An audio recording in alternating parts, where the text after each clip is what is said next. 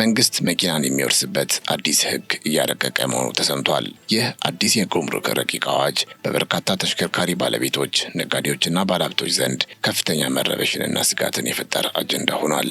በተለይም በህገወጥ ድርጊቶች ተገኝተው የተገኙ ንብረቶችን ምንም አይነት ቅድመ ሁኔታ ሳይኖረው ሙሉ በሙሉ ወደ መንግስት ካዝና ለማዛወር መንግስት እያቀረበ ያለው ይህ አዲስ የህግ ማሻሻያ ባለሀብቶች በንብረታቸው ላይ ያላቸውን የመብት ዋስትና ጥያቄ ውስጥ እንዲገባ አድርጎታል። ህጉ ሹፌር ባጠፋው የመኪናው ባለቤት መኪናውን የሚያጣበት አሰራርን የሚዘረጋ ነው እየተባለ ከፍተኛ ወቀሳ እየቀረበበት ይገኛል። ይህ አዲስ ረቂቅ አዋጅ በስራ ላይ ከዋለ በዘርፉ የተሰማሩ ባለሀብቶች ንብረታቸውን የማጣት ከፍተኛ ስጋት ውስጥ በመውደቃቸው ተሽከርካሪዎቻቸውን እየሸጡ ወደ ሌላ የንግድ መስክ ለመሰማራት እስከ መገደድ ድረስ ሊያደርሳቸው እንደሚችልም ተሰምቷል። ይህም ለብዙ የትራንስፖርት ዘርፍ ባለቤቶች ከፍተኛ ድንጋጤን የፈጠረ ሆኗል። ለመሆኑ ይህ ረቂቅ አዋጅ በውስጡ የያዛቸው ዝርዝር ነጥቦች ምንድናቸው? መንግስት ይህንን ጥብቅ አቋም ለመውሰድ ያስገደዱት ዋና ዋና ምክንያቶችስ ምንድናቸው? በሌላ በኩል ባለሀብቶች ለንብረት መብታቸው የሚያቀርቡት የህግ መከራከሪያ ነጥቦችና የመንግስት አካላት ለጉዳዩ የሰጡት ምላሽስ በምን መልኩ ቀርበዋል? የሚሉትንና ሌሎች ተያያዥ ጉዳዮችን በዛሬ ፕሮግራማችን ሰፋ አድርገን እንመለከተዋለን። አብራችሁን እንድትቆዩ እየጋበዝን ቻናላችንን ሰብስክራይብ፣ ይህን ቪዲዮ ላይክ እንድታደርጉም በአክብሮት እንጠይቃችኋለን። ከፍታ ቆይታ በኋላ ተመልሰን እንገናኝ።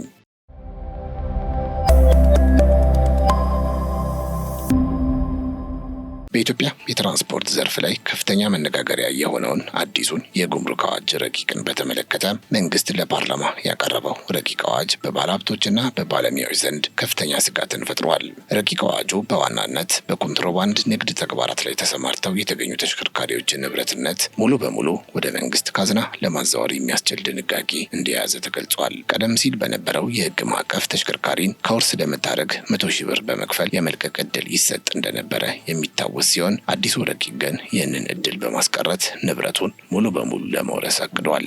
ይህ እርምጃ ሀገሪቱ በድንበር አካባቢዎች እየደረሰባት ያለውን የኮንትሮባንድ ንግድ አደጋ ለመከላከል መንግስት የወሰደው የመጨረሻው የቁጥጥር ስልት እንደሆነ ተገልጿል። አዋጁ በተለይም ተሽከርካሪዎች ላይ ተደብቀው የሚገቡ የጦር መሳሪያዎችና አደገኛ እጾችን ለመቆጣጠር ታስበው የተዘጋጀ እንደሆነ በመንግስት በኩል ተብራርቷል። ይህ ህግ በስራ ላይ ከዋለ በዘርፉ የተሰማሩ ባለሀብቶች ንብረታቸውን የማጣት እድላቸው እጅግ የሰፋ እንደሚሆን እየተገለጸ ይገኛል። የመንግስት አካላት ህጉን ለማጽደቅ እየተንቀሳቀሱ ያሉት የሀገርን ኢኮኖሚ ከማረጋጋትና ሰላምን ከመጠበቅ አኳያ ወሳኝ ሆኖ በመገኘቱ መሆኑን አስረድተዋል። የጉምሩክ አዋጁ በዋናነት በድንበር አካባቢዎች የህገወጥ እቃዎች ዝውውር መብዛቱን ተከትሎ የጸጥታ አካላት ሊወስዱት የሚችሉትን የቁጥጥር እርምጃ ለማጠንከር በማለም ነው።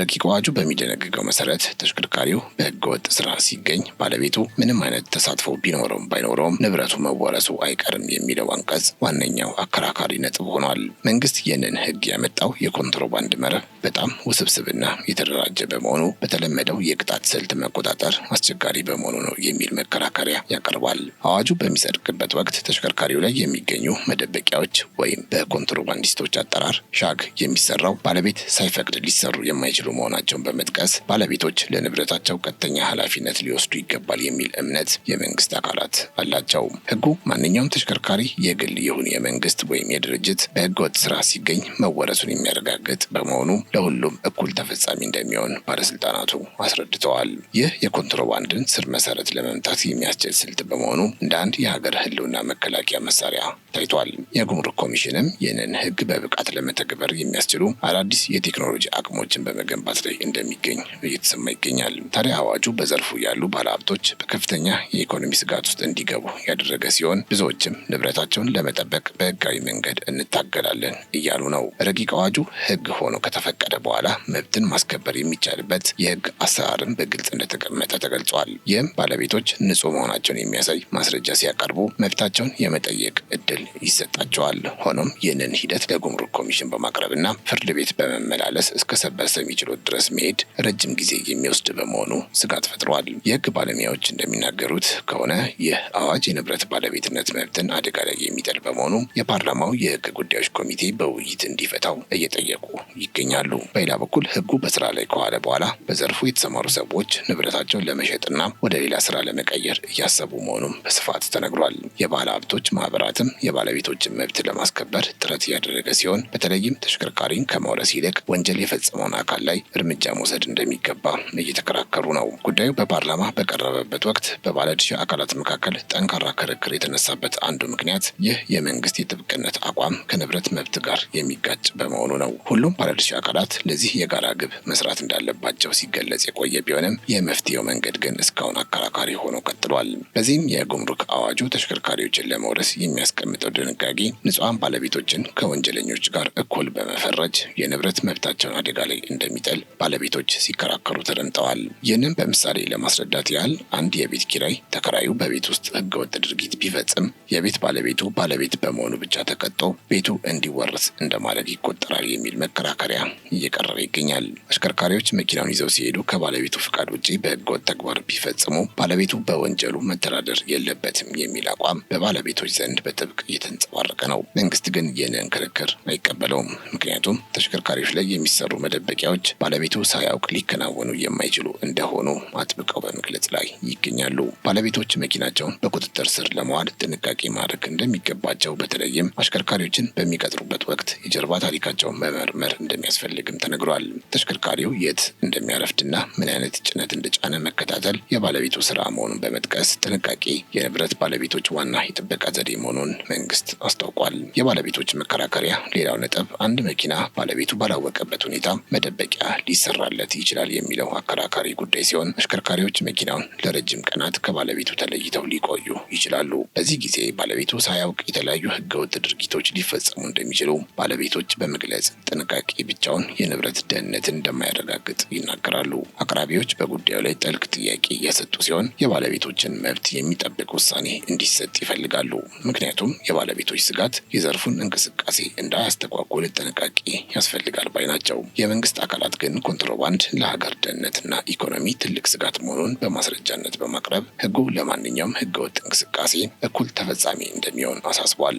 በተለይም በድንበር አካባቢዎች በሚካሄድ የኮንትሮባንድ ንግድ የጦር መሳሪያና አደገኛ እጾች ወደ ሀገር ውስጥ እንደሚገቡ በመጥቀስ ጥብቅ ቁጥጥር ማድረግ ግዴታ እንደሆነ ይናገራል። የባለቤቶችና የመንግስት ፍላጎት መገናኘት የሚችሉበት መንገድ መፈለግ አለበት በማለት ባለሙያዎችም ሀሳባቸውን እየሰጡ ነው። የጋራ ጥቅምን የሚያስከብር ህግ ለሀገር ሰላም አስፈላጊ ነው በማለት በሁለቱ ወገኖች መካከል የሚደረገው ክርክር በቅርቡ የሚቀጥል መሆኑን ታውቋል። ከዚህ በተጨማሪም በኮንትሮባንድ ንግድ የሚሳተፉ አካላት የተደራጁ መሆናቸውን ስጋቱን ይጨምራል የሚለው የመንግስት አቋም ዓለም አቀፍ የሽብር ቡድኖችም በዚሁ ህገወጥ መንገድ እንደሚጠቀሙ ተገልጿል።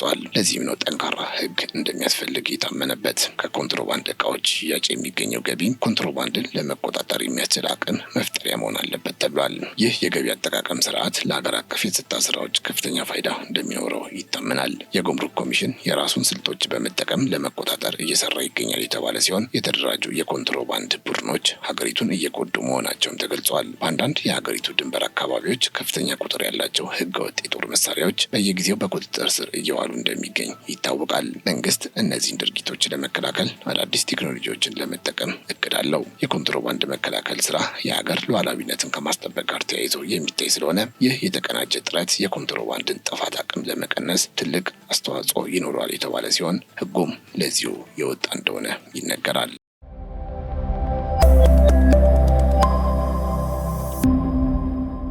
የማሻሻያው ሂደት ለወደፊት የኢትዮጵያ የትራንስፖርት ዘርፍ ትልቅ ትርጉም እንደሚኖረው የተመላከተ ሲሆን ህጉ ሲጸድቅ በዘርፉ የሚሰማሩ ሰዎች ተጠያቂነታቸው እንደሚጨምር ተጠቁሟል። በዚህ መሰረት ባለቤቶች መኪናቸውን በራሳቸው ብቻ ሳይሆን ከሚመለከታቸው ተቋማት ጋር በመተባበር መቆጣጠር እንደሚኖርባቸው ተነግሯል። ኮንትሮባንድን መከላከል የሁሉም የጋራ ኃላፊነት መሆኑን መረሳት እንደሌለበት የተገለጸ ሲሆን ሁሉም ባለድርሻ አካላት ለዚህ የጋራ ግብ መስራት እንዳለባቸው ተመላክቷል። ለሀገር እድገት ህግ ማክበርና ህገ ወጥነትን መዋጋት አስፈላጊ እንደሆነ የተገለጸ ሲሆን ይህ የጉምሩክ አዋጅ ለዚያ ግብ መሳካት እንደ አንድ መሳሪያ እንደሚታይ ተጠቅሷል። ለወደፊት የዘርፉ እድገት ከፍተኛ ትኩረት እንደተሰጠው የተነገረ ሲሆን የሁሉም ተሳታፊዎች ሚና በሂደቱ ላይ ጎልቶ እንደሚታይ ተገልጿል። አዋጁ በሚያስተላልፈው ጥብቅ መልእክት መሰረት በህገወጥ ተግባራት የተገኙ ተሽከርካሪዎች መወረሳቸው እንደማይቀር በጉምሩክ ኮሚሽን በኩል ተገልጿል። ይህም በዘርፉ አዲስ የህግ ማዕቀፍና የተለየ የጥንቃቄ አሰራርን እንደሚጠይቅ ታምኗል። መንግስት ህጉን በመተግበር ህገወጥ ድርጊቶችን ለማስቆም ሙሉ ዝግጅት ማድረጉን አስታውቋል።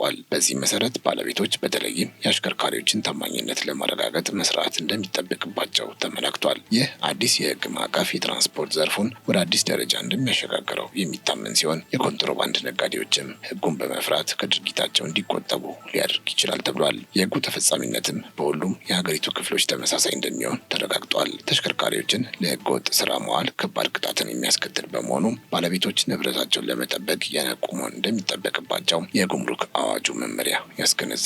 የህግ ባለሙያዎች በበኩላቸው ረቂቁም በማሻሻል ክፍተቶች እንዳይኖሩ የህግ ግምገማ እያደረጉ መሆናቸውን ይገልጻሉ። ባለቤቶች ያላቸውን ስጋት በህግ መድረክ በግልጽ እንዲያቀርቡ ጥሪ እየቀረበ የሚገኝ ሲሆን ምክር ቤቱ የሁሉንም ወገኖች ሀሳብ በመስማት ህጉን ለማጽደቅ መንቀሳቀስ ይገባዋል ተብሏል። ተሽከርካሪዎችን ከመውረስ ጋር ተያይዞ የተነሱ ስጋቶች መፈታት እንዳለባቸውም የዘርፉ ማህበራት ይገልጻሉ። የባለቤቶችና የመንግስት ስምምነት ለአዋጁ መሳካት ትልቅ ድርሻ እንዳለው ይታመናል። ኮንትሮባንድ መዋጋት የጋራ ግብ ከሆነ መፍትሄውም የጋራ መሆን እንዳለበት ነው የሚገለጸው። ባለቤቶች መብታቸውን ለማስከበር በህግ አግባብ መስራት እንደሚገባቸው ተጠቁሟል። የጉምሩክ አዋጅ ማሻሻያው በሀገሪቱ የትራንስፖርት ዘርፍ ላይ ከፍተኛ ተጽዕኖ እንደሚኖረው ባለሙያዎች ይናገራሉ። የዘርፉ ባለቤቶች ህጉን በአግባቡ በመረዳት ንብረታቸውን የመጠበቅ ኃላፊነት እንዳለባቸው እየተገለጸ ሲሆን መንግስትም አዋጁን ፍትሐዊ በሆነ መንገድ ተግባራዊ እንዲያደርግ ጥያቄዎች እየቀረቡለት ይገኛል። የሁለቱም ወገኖች መግባባትና ትብብር ለዘርፉ ኢኮኖሚ እድገት ወሳኝ መሆኑን መረጃዎች ይጠቁማሉ። ህጉ ስራ ላይ ሲውል የአፈጻጸሙን ሂደት በቅርበት መከታተል እንደሚያስፈልግና ቀጣይ አሰራሩም ለዘርፉ ሰላም መረጋገጥ ቁልፍ ድርሻ እንዳለው ይታመናል። የህግ አተገባበሩ በራሱ ጥንቃቄን የሚሻ እንደመሆኑ በዘርፉ ያሉ ባለድርሻ አካላት በመጪው ጊዜ ላይ በጋራ መምከር እንደሚያስፈልጋቸው ተገልጿል።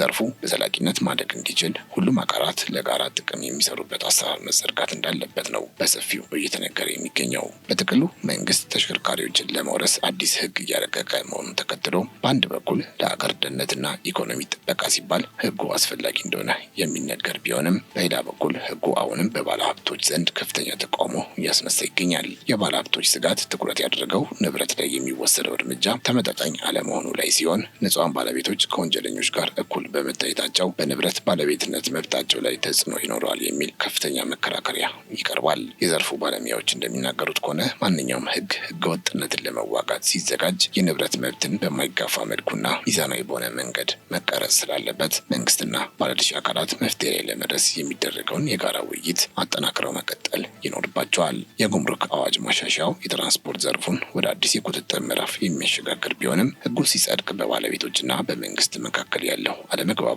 የዘርፉን እንቅስቃሴ እንዳያስተጓጉል ጥንቃቄ ያስፈልጋል። ለኢኮኖሚ ደህንነት ህግ ማክበርና ህገ ወጥነትን መዋጋት የሁሉም የጋራ ኃላፊነት እንደሆነ በተደጋጋሚ የተገለጸ ቢሆንም የተነሱት የህግ ክፍተቶችና የንብረት ጥበቃ ስጋቶች የፓርላማውንና የህግ አውጪ አካላትን ቀጣይ ትኩረት የሚሹ ሆነው ቀጥለዋል። በመሆኑም አዋጁ ሙሉ በሙሉ ተግባራዊ ከመሆኑ በፊት የሁሉም ወገኖች ድምፅ ተደምጦ ፍትሐዊና ሚዛናዊ የሆነ የህግ ማዕቀፍ ማጽደቅ ለዘርፉ ዘላቂ ሰላምና ለሀገር ኢኮኖሚ እድገት ወሳኝ መሆኑ በሰፊው ይነገራል።